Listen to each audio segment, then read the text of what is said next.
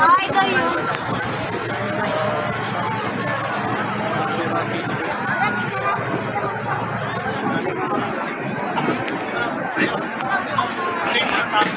San Nicodemo. Si San Nicodemo ay isang Pariseo, subalit tahimik ding naniniwala kay Jesus. Madalas siyang pumunta kay Jesus sa gabi upang makipag-usap, ay nasa pangangalaga ni Ginoong Amir Olimpo.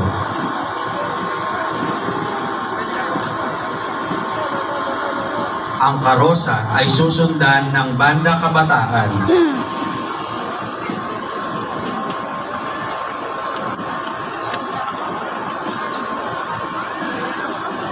Enkargado, Ginang Perlita Parin.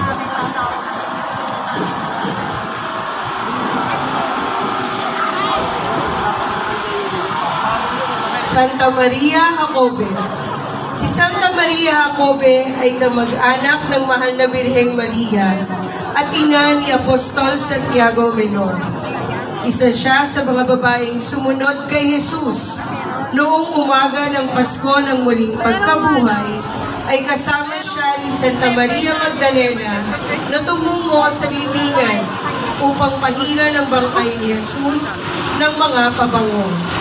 Dala niya ang walis na ipinaglilinis sa libingan ng Panginoon. Ang karosa at imahen ay nasa pangangalaga ni Ginoong Franz Pulido.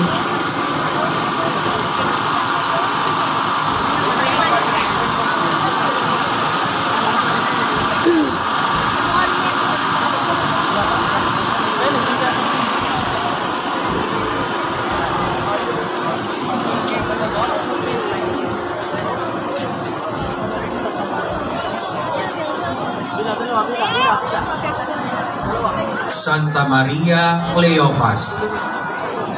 Si Santa Maria Cleopas ay asawa ni Cleopas at isa sa mga babaeng naglilingkod kay Jesus. Sa Ebanghelyo ni San Juan, nakasaad na nakatayo siya sa tabi ng krus ni Jesus kasama ang mahal na Birheng Maria. Hawak niya ang insenso at pabango na isinusuot sa bangkay ni Jesus. Ang karosa at imahen ay nasa pangangalaga ni Ginoong Marvin Reyes.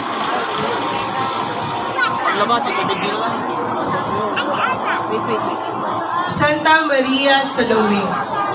Si Santa Maria Salome ay sinasabing kababata at kalaro ni Jesus noong siya'y bata pa. Minsan ay lumapit siya kay Jesus upang hilingin ang kanyang mga anak ay makaupo sa tabi ni Jesus sa kaharian ng langit. Isang pagpapahiwatig na ang mga ina ay walang ninanais kundi ang kabutihan ng kanyang mga anak. Dala niya ang insensaryo na ipinagsusuot ng insenso sa bangkay ni Jesus.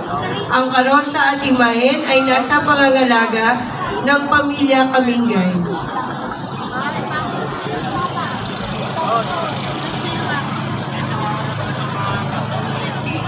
Santa Maria Magdalena.